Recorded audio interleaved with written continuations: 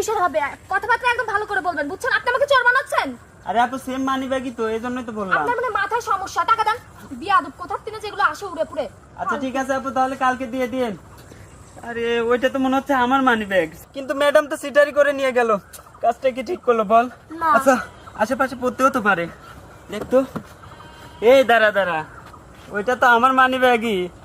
আরে তাড়াতাড়ি আয়, তাড়াতাড়ি আয়। কি রে, ভিডিও ঠিক মতো করছো? হ্যাঁ। আচ্ছা ঠিক আছে, তুই তোর কাজ কর, যা তাড়াতাড়ি যা। আচ্ছা ঠিক আছে, থাক, চলে গেলাম। আচ্ছা ঠিক আছে।